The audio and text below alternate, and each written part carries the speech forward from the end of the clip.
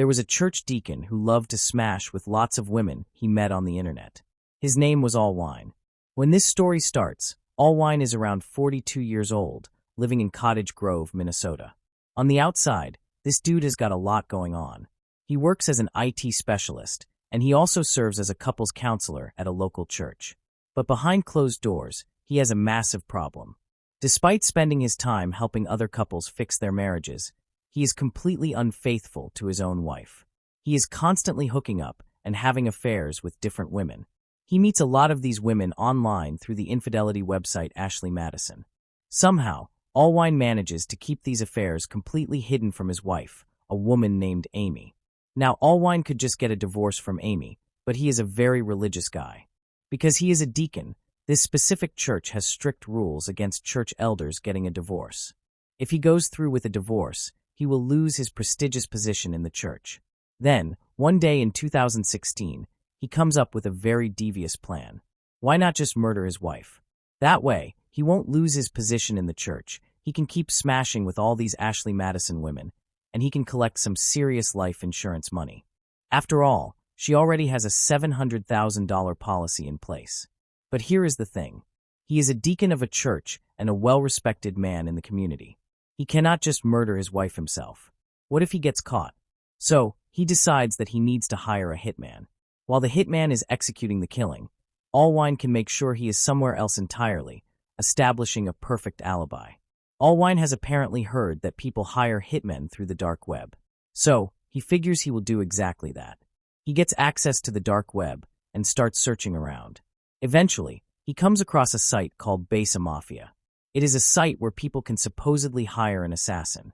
Allwine creates an anonymous account, and before long, he is chatting with what he thinks is an actual hitman. Allwine tells this hitman exactly what he needs, explaining that he wants an assassin to take out his wife. He then sends the guy all of Amy's personal details. He provides her photo, her address, and her daily routine. Literally everything a killer would need to find and identify her.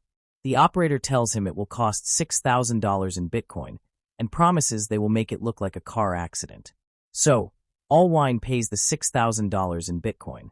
At some point after the payment, the website operator of Besa Mafia messages Allwine back with an update. He claims that the original hitman got busted.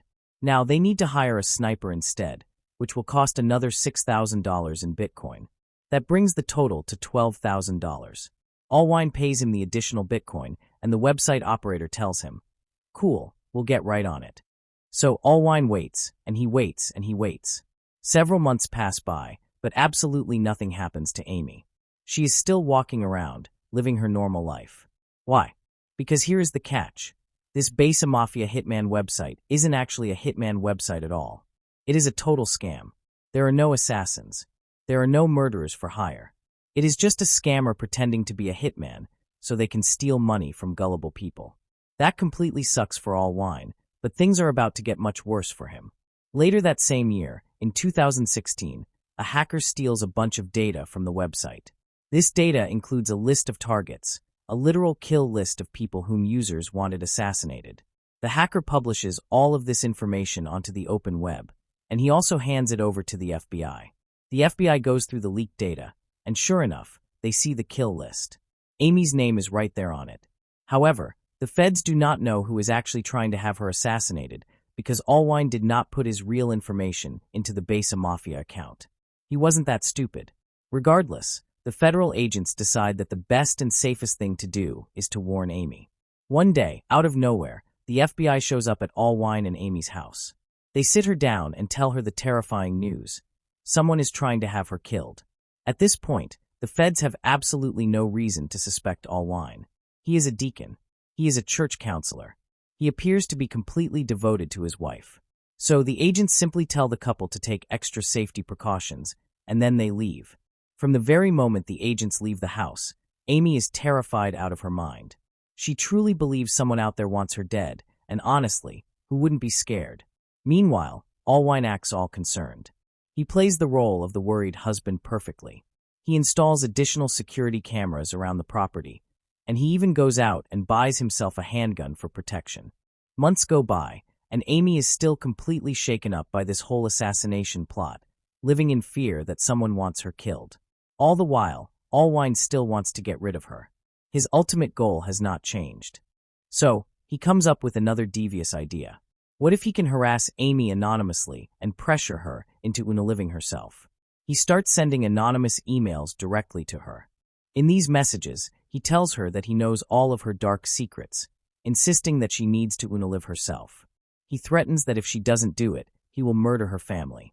To make these threats feel incredibly real, he includes deeply personal details.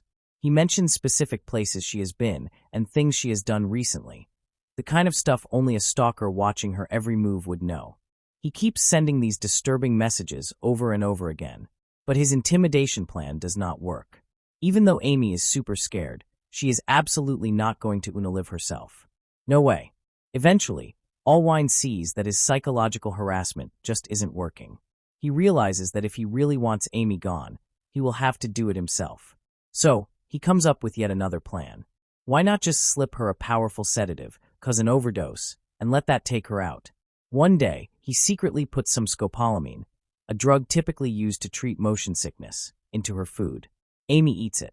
From there, he starts microdosing her, carefully watching the effects it has on her body to see if she gets sick or tired. Before long, he slips her a massive dose. Amy starts feeling incredibly uncomfortable and weak. She likely assumes it is just severe stress causing her illness, and feels she just needs to rest. Hours pass by, and her condition gets worse and worse. But she does not die. That is the exact moment Allwine decides he is not going to wait any longer. He sends their young son over to his grandparents' house, likely to avoid having him witness his own mother's murder. Then, Allwine comes back home. He grabs his handgun, walks up, and blam blam, he straight up shoots Amy. Tragically, she dies. After the shooting, he immediately starts staging the scene to make it look like she took her own life. He places the handgun near her hand. Once everything is set, he leaves the house and goes to pick up his son.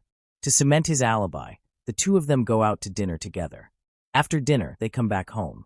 Allwine walks in, pretends to discover the body, and acts completely shocked. Eventually, the police arrive at the scene and begin their investigation. But the more the detectives look around, the more they notice that a lot of things are seriously off. For starters, one part of the floor is unusually clean, like only one specific section. It looks exactly as though someone had carefully scrubbed down just one little part of a crime scene. Next, they notice the positioning of the weapon. The gun is placed near Amy's left hand, but Amy is actually right-handed. On top of that, forensic testing shows there is absolutely no gun residue on her hands. After looking at the evidence, the investigators realize Amy did not do this to herself. She was actually murdered. Pretty quickly, Allwine becomes their main suspect. Detectives start digging deep into his background. They search his computer and audit all of his online activity. Through this digital forensics, they discover all of his secret affairs and the extensive Ashley Madison activity. Crucially, they uncover the digital evidence linking him directly to the murder-for-hire request on the Besa Mafia website. And just like that, bam, they arrest him. Here is his mugshot. Ultimately, Allwine goes to trial, the jury finds him guilty, and he gets sentenced to life in prison.